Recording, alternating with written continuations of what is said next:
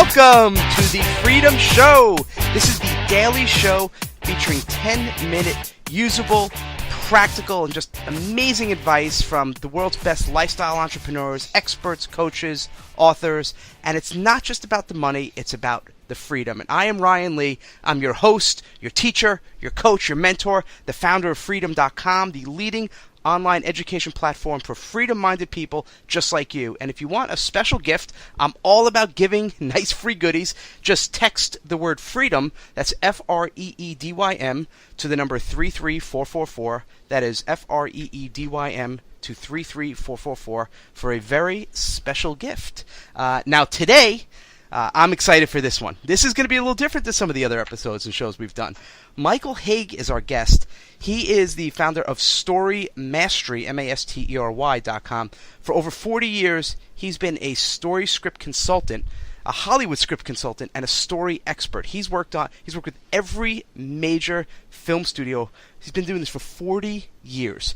And just most recently had a multi-year deal with Will Smith and worked on a lot of his movies and upcoming movies. So it's awesome. So we are going to focus today, because now Michael works with entrepreneurs, internet marketers, coaches, experts. We're going to talk about story, but more specifically, story within email. So, Michael, thanks for being here. We are going to dive right in. Otherwise, you and I are going to spend hours and hours talking about movies. And yeah, we'll try and avoid that. Yeah, I would love to, but I don't know if everyone else would. But anyway, email and stories. Where do we begin? What's the real key to telling a story that just grabs people by the throat in email?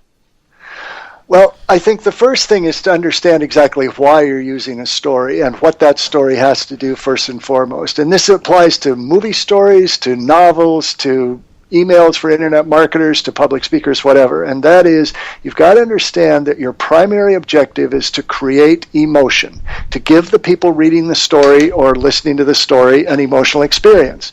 And when you tell a story, the emotion of the story primarily goes out of conflict, not desire. A story is driven by a character's desire, but it's the obstacles the character faces that are going to create the emotional moments. Just like in a movie, the suspenseful moments or the big action moments or the big romantic moments, they're all built around the conflict between the two characters, etc. Mm-hmm. And so when you create a story, you want to start by establishing a hero, a protagonist, show that character living their everyday life, but then give them a specific, visible goal. Not just this is the life of this character, or this is what somebody might like, or this is generally what the person wants, like I want to be rich, or I want to be free, for example. Instead of telling a story about someone who wants to be free, since you used that word, say, his dream was to quit his job and have a home on the beach where he could spend all day, every day with his family. Now you've painted a picture of what that goal is. It becomes visible. Then you say, this is how the character accomplishes that goal, and this is what obstacles the character had to overcome to achieve it. That's the core of every story. If you're using it to sell a product, the obstacles the character faces need to be solved by the use of the principles or the product that you are marketing.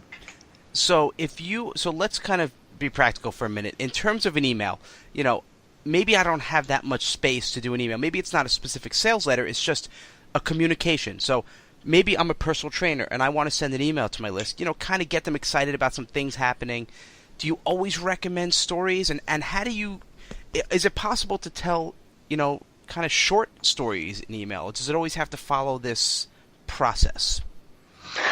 Well, you're talking to the wrong guy, because I'm a story guy, and I think everything is enhanced by story, and if you don't have a story, I can't be much help. So I'm going to say yes. My answer is yes, it must have a story. But look at this. Let's say you're a personal trainer. Which is more interesting?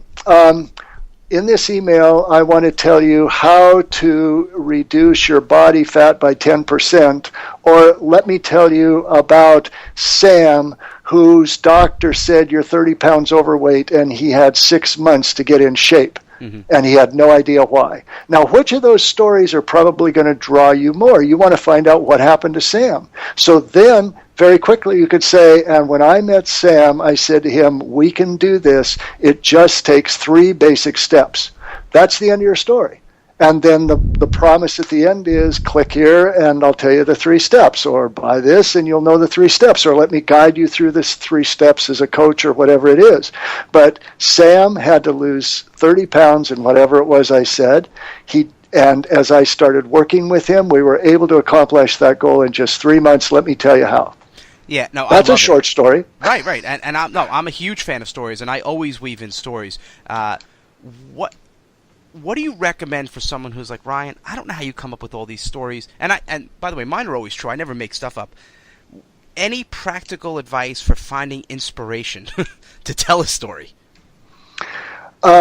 If you're telling a story in service to a sale, which is different than telling a story in a movie where the story is the end point in and of itself. People are paying just for the emotion. But if you're using a product, I think the first question you got to ask is, can I think of people who have solved their problems, achieved their goals, or fulfilled their wishes by doing what I am championing in this email or with this story? So do you have a product? Can you think of people who have benefited from the product? Do you have a process? Who has done well with that? They might not have ever met you, but they might be following principles that are part of your product, and you're going to tell the story about those people, because in every case they wanted something stood between them and achieving what they wanted, and then your principles, your process is going to be the solution to overcoming those obstacles and achieving that goal. So it's like you're thinking of case studies, but don't look at it that way because that's hard to comprehend. Just say, who do I know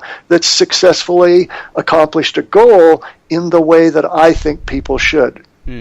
So not necessarily, you didn't necessarily give them the answer or the solution, but you're telling a story about this specific person. Yeah, exactly. It might be something you read about. It might be someone who inspired you to take their principles and expand them into your product. You might be marketing someone else's product if you're an affiliate, whatever it might be. But somebody succeeded or the product wouldn't be worth selling. And if you can pinpoint who was that person, where were they at the beginning, what did they want, what did they have to overcome, and how the product solved that problem for them, you've got a story. Don't make the mistake of thinking every story has to be like the Avengers movie or has to be some big blockbuster. As long as there's a character we connect to and they face obstacles that will create emotion, we're going to be involved. We meaning the people who are reading your email. Now, as we're starting to wrap up, because I know this 10 minutes go fast, Michael, any big mistakes? Like, what's the one big mistake you see marketers making when they try to tell a story, whether it's an email or whether it's even a sales letter? Too long and complicated. I think you get to the point. The story, figure out what the story's about. Who's the hero? What did they want? What problems did they have to overcome?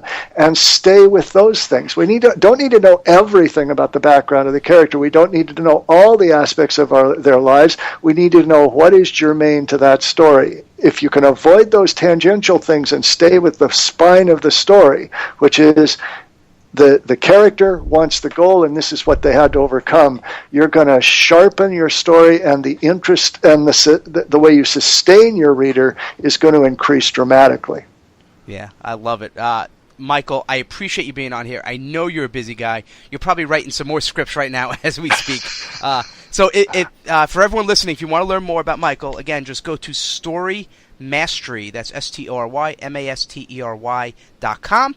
And this is Ryan Lee signing out of another episode of the Freedym Show. I hope you enjoyed this one. This was, like I said, it was a little bit different than some of the things we talk about, but it's important. If not, it's probably the most important thing in terms of making sales and conversions and connecting. It's telling stories. Story. So I am signing off for today. As always, stay tuned. Another great show coming tomorrow. Take care and keep on telling those stories. Bye-bye.